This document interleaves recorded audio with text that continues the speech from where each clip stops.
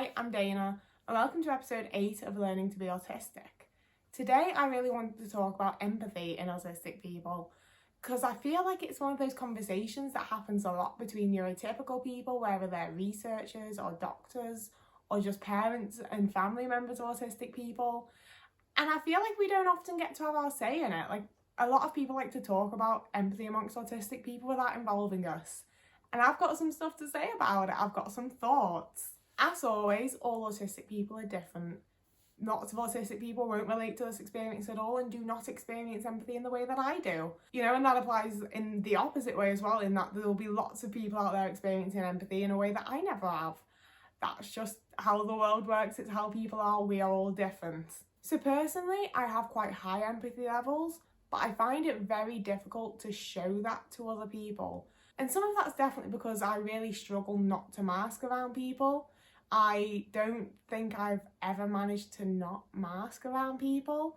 Even while filming videos, I mask a little bit because I know people are going to watch them and I automatically just do it without meaning to. But some of it's also that I just don't know how to show my empathy.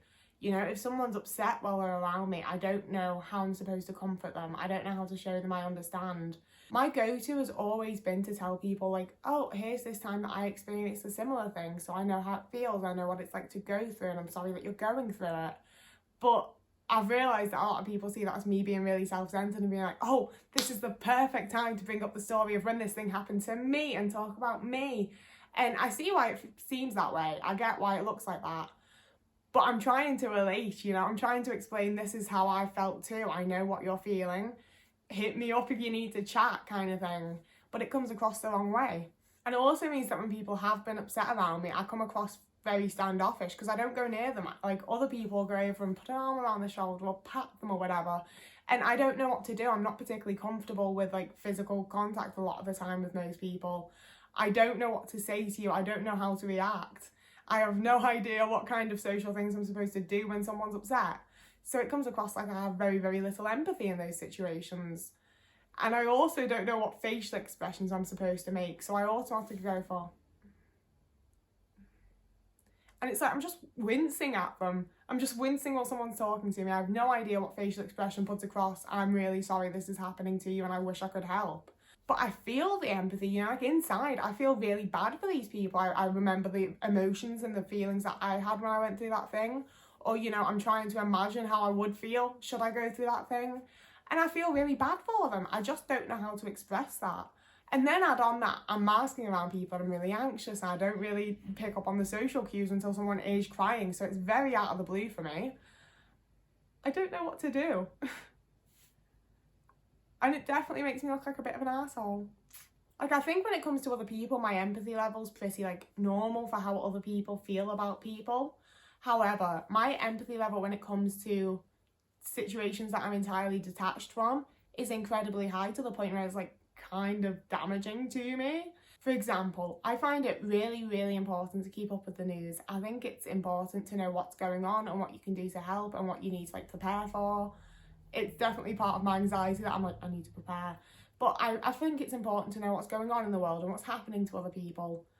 But that means that anytime something horrible happens to people hundreds of miles away, I'm sat crying on my couch. And it's like, so I can't cry when my friend's going through this horrible thing, and it'd probably actually do me quite good to just cry with her, because at least then I'm not like rambling and spouting bullshit. But when it's a situation that has nothing to do with me, that I can't help, I didn't cause, it's nothing to do with me, that's when my empathy level sort of skyrockets. I feel absolutely horrendous for these people, and I can't help but like cry for them. And it's a bit ridiculous. But if you think that's bad, I think the area that my empathy level is at the absolute highest is for fictional characters. I connect to fictional characters much better than I connect to other people, because there's no back and forth. They cannot disappoint me in the way that an actual person can. I can't argue with them, I can't fall out with them. It's all laid out for me. This is the person that they are, take it or leave it, because it's fictional, they're not real. And I find that a lot easier to connect with. And that means that when something horrible happens to Alex Drake or the Doctor or whatever other character I'm obsessed with at the time, I feel that so deeply, and I can't help but cry for them.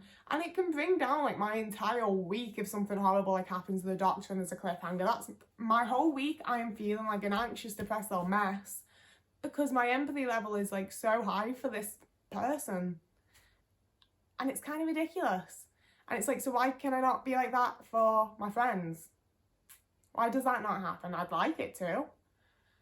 And as I say, I do feel empathy towards like ordinary people. I feel bad for my friends when bad things happen to them. I feel good for them when good things happen to them. I do feel empathy for like general situations, but I absolutely feel higher empathy when it's not a situation I'm involved in and it's not people I know. And an even higher level of empathy when they're not even real people. Like, that was especially clear when I was a child, I think. Because I remember a lot of times when I'd see people like trip up in the hallway or fall over on ice outside when it was winter and stuff like that. And I'd laugh. I am bad for being one of those people. Like, I wait a sec. I make sure they're not like terribly injured. I wait for them to start getting up and be like, oh, I'm okay. Then I laugh. I really, really laugh. I find it really funny, and I know I shouldn't. I feel bad about it.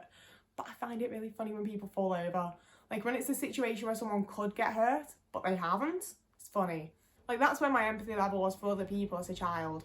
But then with things like the mummy, when you think Benji's gotten crushed, I would sob. And I hated Benji. Everyone hates Benji. Like, you love him because he's like the funny little quirky dude that Rick knows, but you kind of hate him too because he's a little worm, isn't he?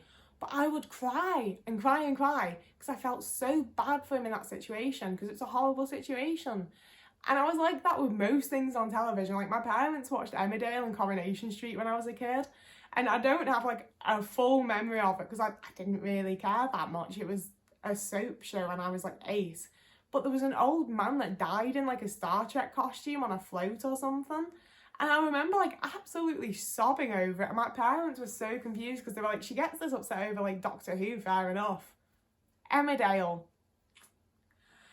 But I just felt such like, you know, it's easy to kind of disconnect from people in some ways because you don't see what the house looks like. You don't see how they are with their partner and how they are with their children and whatever else. You don't see all the little intimate parts of their lives.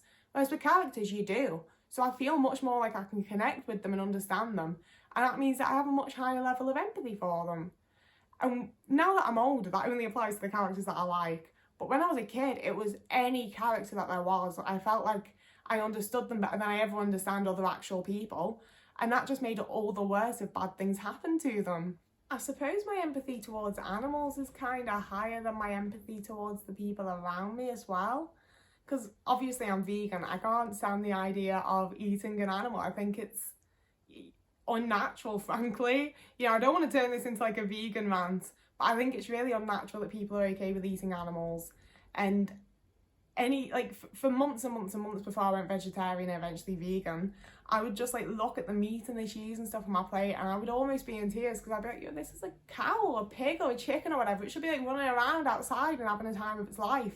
And I've caused its life to be taken away just so that I can eat it.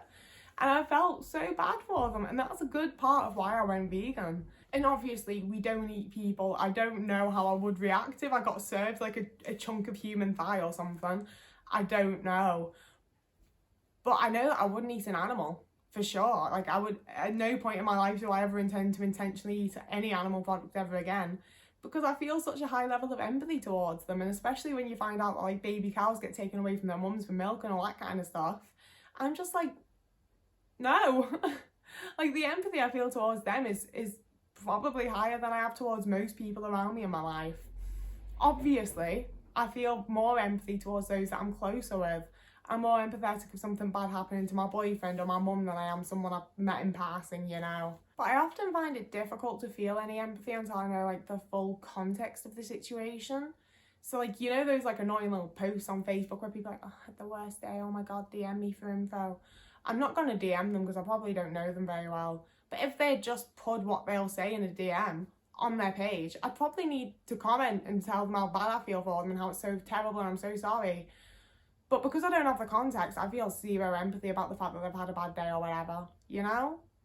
I don't know, maybe that's completely ordinary. I don't know, it's hard to tell what's normal and what isn't when your general experiences aren't ones that are considered normal. So I don't know if that's just ordinary or not. I just think there's a really gross assumption that autistic people don't experience empathy, when the vast majority of us, I think, do in some way. You know, maybe we don't show it in a way that people think means that we're feeling empathetic towards someone, but we can still feel it. You know, and at the same time, if you're an autistic person with very low or no empathy, that's also entirely fine and valid. As long as you're trying to be a good person and leave people feeling better than you found them, you can't help how you feel about things. That's just how you are. You know, and there's definitely been times that I've been kind of scammed because I've been empathetic towards people, or I've just ended up in not great situations because I felt bad for them, so I've just gone along with stuff and blah, blah, blah. So having high empathy isn't always the best thing, and I don't think that my empathy towards other people's even that high.